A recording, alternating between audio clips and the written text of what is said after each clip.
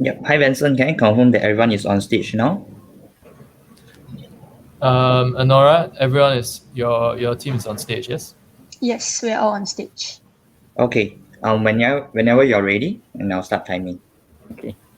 Imagine, after a long day of work, all you want to do is to head home, melt into your couch with a bag of chips, and binge the latest season of The Good Doctor on Netflix. Then, bzz, bzz, feeling hungry? Try making the perfect IKEA meatballs at home with our scrumptious recipes. Jonathan and Hakim have just completed the Singapore Virtual Half Marathon Challenge. Seeing this, what would you do? The healthier choice. That's what we, the Glucose Guardians, are here to offer today. Our team consists of Anora, Chuyen, Ian, Renee, and Joshua. With different backgrounds, each of us offers a unique perspective in this project, from problem analysis to solution conception and refining parameters. Our goal is to empower people with pre-diabetes through their arduous journey of implementing and sustaining healthy lifestyle changes.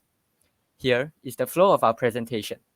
We will first start with an overview of our vision and problem statement before delving into our solutions, validation, and roadmap. Let's start off with why you should be concerned about diabetes. Diabetes is a silent, irreversible disease that is especially potent with Singapore's aging population and increasingly sedentary lifestyle. Being 3 times as deadly as COVID-19, diabetes can lead to complications that cause death. However, medical complications are not all. They can lead to severe psychosocial and monetary loss for individuals as well as the nation. If things remain unchanged, the lifetime risk of type 2 diabetes in Singapore will reach 1 in 2. The number of people with diabetes will hit 1 million, and the forecasted cost of diabetes on Singapore will be more than $2.5 billion by 2050. Though diabetes isn't reversible, pre-diabetes is. With the right lifestyle management, patients can take control over their own health. Introducing Siu Ing, your average Singaporean. Siu Ing has just heard from her friends about this amazing app, Sugarproof. So, what can it do for her? After downloading the app, Siu Ing goes on to add her friends to see what they're up to. She can also share her milestones and tips to staying healthy. When Siu Ing is feeling a little lazy, her friends can give her a nudge by inviting her to participate in virtual challenges or events with them. Siu Ing cares about her health, and so does Sugarproof. After a long, fulfilling week, Siu Ing can peek into her weekly analysis to look back on the amazing work she's put in. Sugarproof helps her to put data into information, letting her know that if she keeps up the good work, she's on track to hitting her target BMI in 3 months. Or if she doesn't, she might just get shocked by the costs down the road. Our app keeps a log of all of Siu Ing's important health and medical information. And with a complete profile built up by our app, her doctor will know what she's been up to even before she steps into the doctor's office. All that work looking through her weekly insights sure makes Siu Ing hungry. But food hunting is a tiring job, and she's got better things to do. With Sugarproof's location-based food and exercise recommendations, she can spend less time planning and more time moving. Our personalized system takes into account Siu Ing's health data, mood, and favorite activities, planning out the best exercises and diets for them.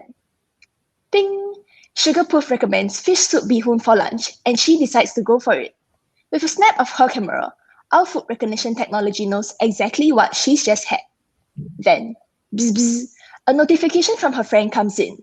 Shannon is having a mouth-watering chicken Caesar salad. It looks amazing. Siu Ing drops a like on it, and Sugarproof remembers it so that it will be on her bucket list the next time she's got the munchies. After a satisfying meal, Siu Ing wonders if the bowl of bibimbap she had yesterday was healthy. She turns to our chatbot Gigi for an answer. In the blink of an eye, Gigi matches the picture with our food database and tells Siu Ing that it looks good. Gigi can also help her search up articles or workshops on anything she's interested in. Gigi knows how hard it can be to keep healthy and gives users the reassurance and peace of mind that they need. Sometimes, we need that little kickstart to our day. Our application is all about positive reinforcement and progress tracking. Look at Siu Ing's awards. We can see that she has been consistently participating in activities and stands to win attractive prizes for staying healthy and bringing friends on board. Our application sounds good, doesn't it? However, we are not the first to set out and inspire change in the public health sector. So how do we stack up against our competition? And where do we succeed where countless have failed? The holistic approach. Diabetes, by nature, is a multifaceted issue involving many complex factors such as cardiac and renal comorbidities, which require a holistic approach to address effectively. Instead of tackling these interrelated factors, many solutions such as LumiHealth, Glycolip, and MapMyRun address only a singular aspect of diabetes. With SugarProof, we look at a patient's overall profile, including their health, habits, and lifestyle choices to provide data-informed recommendations. SugarProof bridges the gap between health and convenience, making it the one-stop app Singaporeans will need for their health and lifestyle needs. Our AI integration achieves scalability while optimizing delivery. Traditional campaigns such as HPB's National Steps Challenge focus solely on incentivizing healthy lifestyle choices, without addressing the underlying difficulties in adopting these choices. With SugarProof, user profiling is automated and translated into customized solutions and delivered bite-sized for maximum impact. Information visualization and algorithmic nudging keep them on their toes, ensuring busy Singaporeans will be more receptive towards changes in lifestyle. In the long run, as we expand our database with more user data, our AI predictions will only be increasingly accurate and personalized, making it an incredibly cost-effective application. We've got strength in numbers. User acquisition and retention has always been a big issue with apps that encourage lifestyle changes, such as MyFitnessPal and Nike Fitness, due to the difficulty in staying motivated to tough regimes. However, SugarProof helps them make concrete and progressive steps, adapting some of the most successful elements that have allowed social media to gain such strong traction today. The network effect enables SugarProof to achieve sustainable content generation and app stickiness in the long run. Popularizing health also breaks the stigma that patients with diabetes face, making health a habit and not a compromise. SugarProof does sound promising, but how are we going to reach our target audience? To handle this issue, we utilize a comprehensive marketing plan with a three-pronged approach. Through the endorsement by influencers and medical professionals, we can appeal to a wider range of audience, from younger generations to the more conservative elderly. Additionally, advertising videos targeting diabetes stigma will also be created to promote our application. Appealing to their emotions, we help Singaporeans realize that diabetes isn't as far off as they would think. Similar to SMRT's Thoughtful Bunch, characters from the advertising videos will be developed as advertising material and put into other forms for people to further their impression of these characters, ultimately bringing them back to our application for better user acquisition. In the span of a few weeks, we conducted research and interviews on our problems, refined our solution, and collected feedback for our application. Reaching out to experts in the field of public health and health tech, we sought their personal take on the issue and our solutions. They had reaffirmed the problems we had identified earlier, emphasizing that AI solutions can fill gaps that current measures cannot, such as the lack of time and resources to understand the patient's lifestyle as a whole, providing personalized advice, and increasing awareness on the potential consequences of diabetes. Vital to sustaining a healthy lifestyle, we help users change their lifestyle, like their new lifestyle, and then share their new lifestyle. Now that we have established our problems and solutions, there are a few more things to be done to bring SugarProof to life.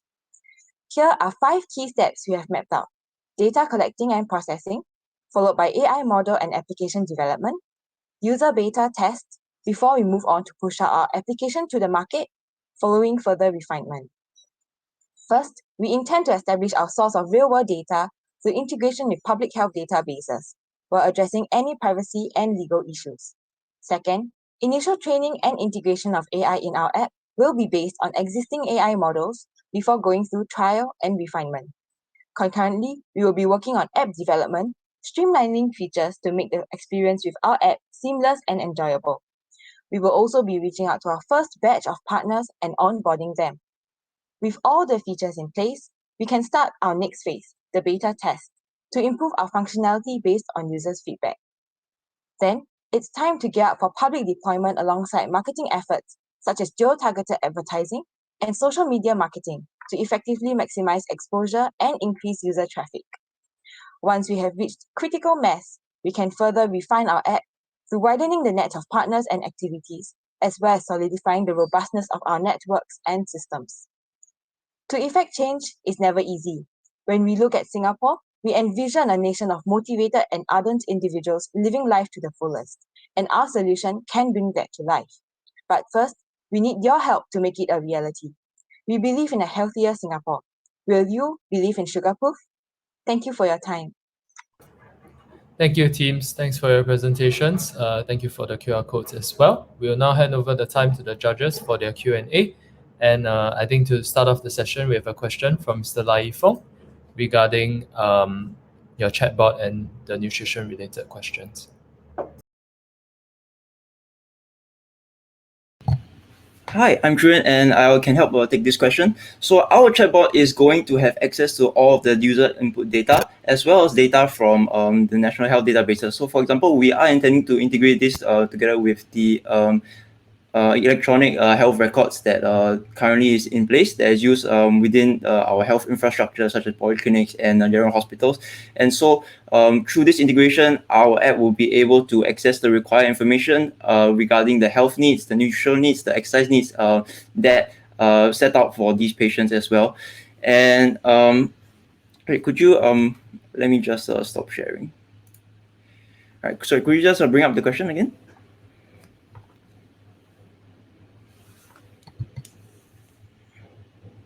Right. Okay. So we will be working in tandem with a few organizations in order to achieve this. So first off, we will try to leverage on existing databases such as the NEHR. But at the same time, as our app progresses, it will be collecting the user data from the users of our app as well as they continually generate information. Our app, our AI models will be able to learn from the information they generated and further improve their functionality as well. And most of our guidelines are based off of HPB's national guidelines, so such as the Healthy Plate Guideline. Well, that will be used as a baseline to properly gauge the diet requirements for users, as well as expert recommendations that we will be seeking before our public deployment to further enhance our compliance to health guidelines as well. Thank you, Chuyen, for your response. We have another question from Dr. Mary, this one regarding the outcomes of your measuring outcomes.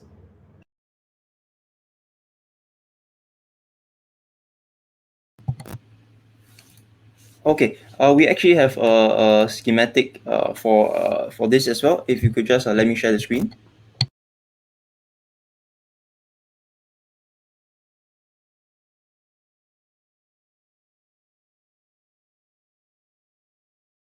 Okay, so here you can see some of the key factors that are taken into account. So for example, the question the user might have would be, what should I eat today? And so these are the things that that our model will take into account in order to come to the best possible conclusion based on our user needs. And we believe that this is a very holistic approach, given that it really combines the health requirements as well as the convenience needs of the users to better suit their lifestyle as well. Thank you, Chuyen, for your response. We have another question from Dr. Agata regarding measuring sustained change.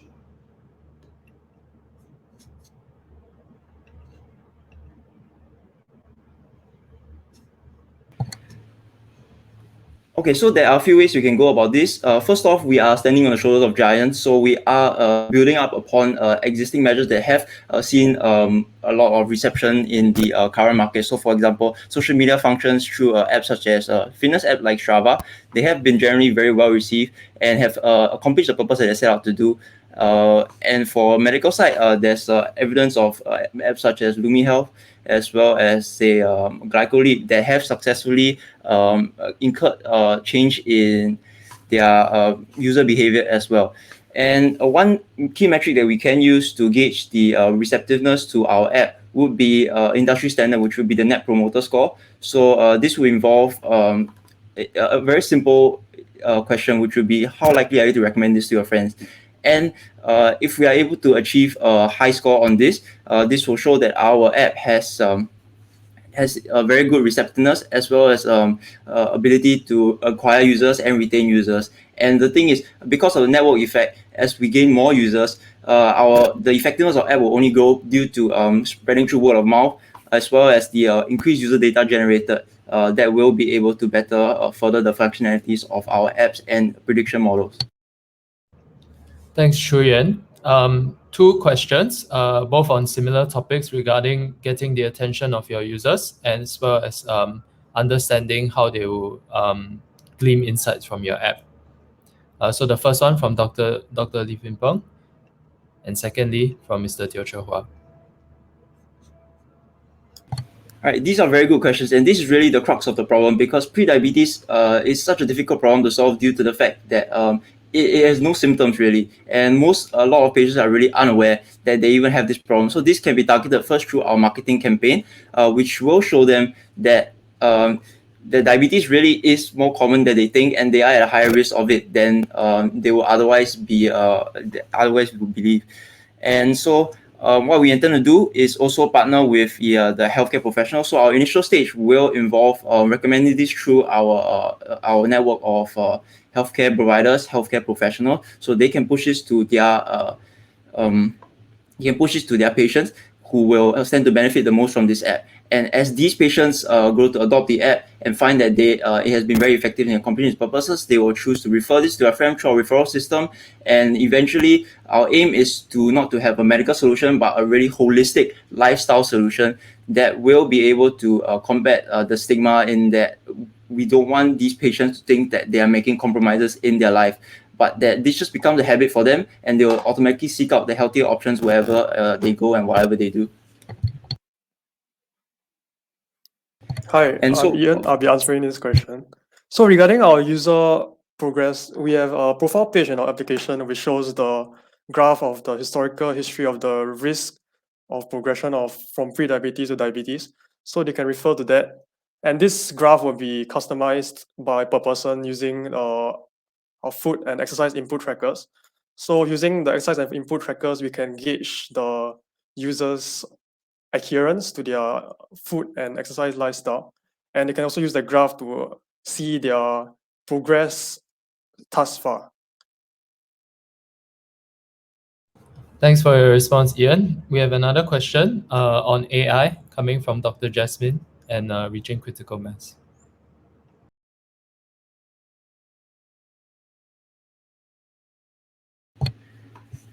Right, I think critical mass would be mainly falling on the burden of marketing as well as our network. So essentially in the initial beta test, we can be recruiting the assistance of influencers, medical professionals who will be able to verify the efficacy of our app. And as such, they can build on the reputation of our app even before the app is released, and really provide exposure in the long run. And critical mass, it can also be achieved through the patient-to-patient interaction. So we're really trying to make this a social aspect where patients are really willing to bring their friends on board, as well as because the more friends you have on board, the more exciting your app experience will be as well, since a lot of the focus will be on seeing what your friends are up to, getting recommendations from your community as well. So it's really the social aspect that we believe is key here to achieving a sustainable user growth in the long run as well. So it's correct in the saying that we are trying to focus on diabetic patients first, since they are our most important target group. But we do believe that we should not make this a purely clinical centered solution, because we want this to essentially target lifestyle as a whole in Singapore, and encourage a change in mindset, move from the default closest option to the healthiest option. Thank you, Chuyen, for your response. Just a reminder that you've reached the halfway mark for your Q&A. We have a subsequent question from Dr. Agata regarding generating clinical evidence.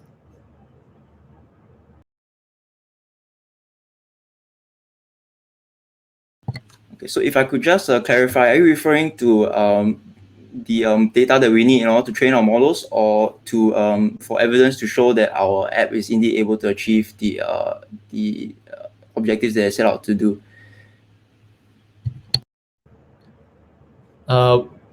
Yeah, thanks, Dr. Agata. The latter. Okay, so we have spoken to experts in this field as well. So we have talked to both experts in health tech as well as public health, and they have really spoke to the promise of AI technologies in this area, due to the fact that medical professionals are not able to accommodate to patient needs all the time, and hundreds of medical professionals cannot possibly attend to the needs of millions of diabetic patients and users as well. And so there have been many clinical trials as well as research papers and projects that have shown the effectiveness of AI in achieving healthy lifestyle changes and encouraging behavioral change.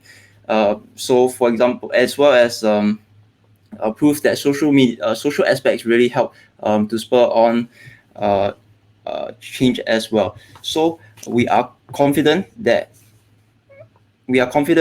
our solutions will be able to target both aspects of user retention, user acquisition, as well as to achieve the clinical results that we are hoping for. For example, we have conducted a initial survey that has reflected that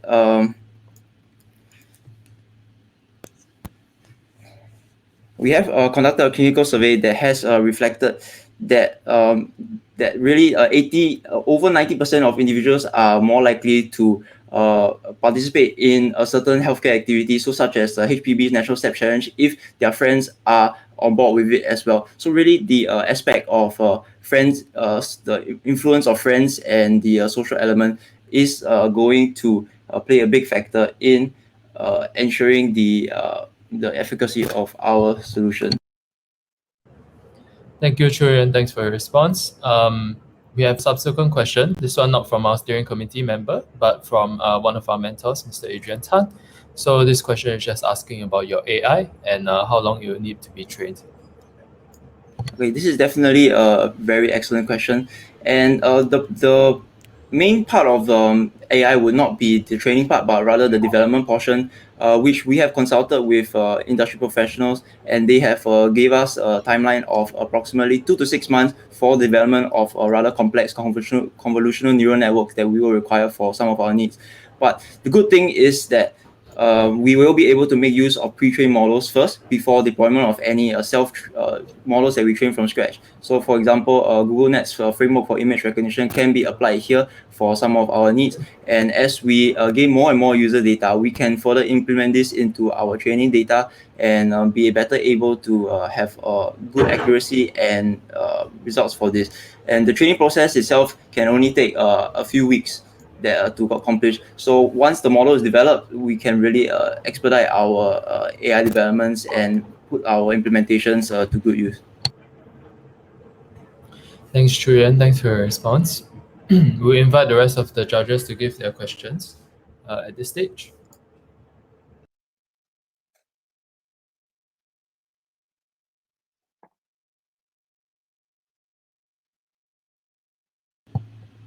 So, okay, if not, we can add on a little bit to the acquiring user side, because so we can go into some more details about some of the marketing strategies can be used. So for example, we can adopt a similar approach to what SMRT has done. So having a high consistent exposure, so at places with high traffic, such as the MRT stations, where a lot of our target audience may frequent, or such as the social media or search engine optimization. So these are definitely areas where we will experience high user traffic from our target audience as well, and we want to be able to leave a lasting impression through these platforms and pull these users from those platforms onto our app as well.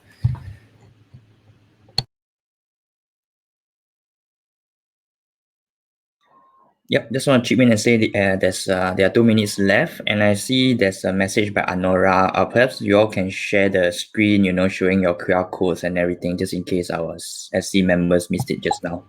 Yep, and I see there's a Q&A. Benson, you want to take that? Yep, perfect. Let's round off the discussion with this question from Dr. Lee Pin Peng. How do you ensure that early adopters will enjoy the benefits of your AI? Okay, that's definitely a great question.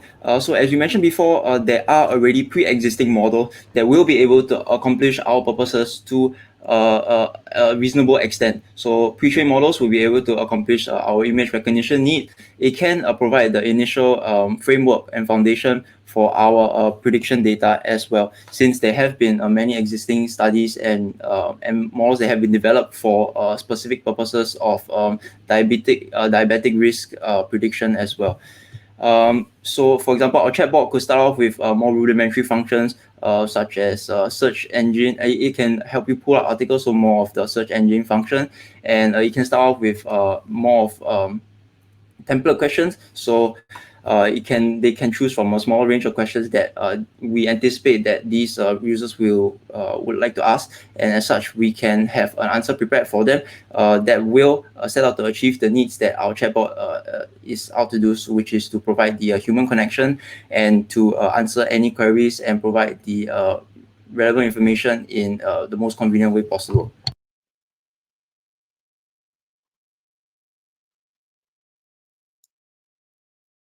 Okay, and we hope that that has answered your question, Dr. Lee Pin Peng.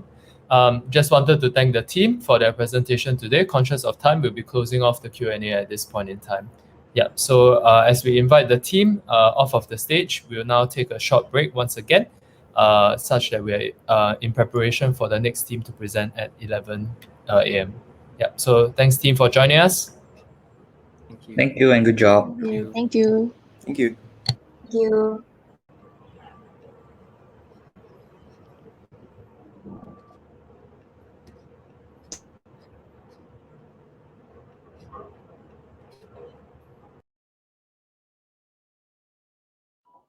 Yep, as for the next team, I'll be inviting you onto the stage at 10:55, so you all can test out your audio and video as well.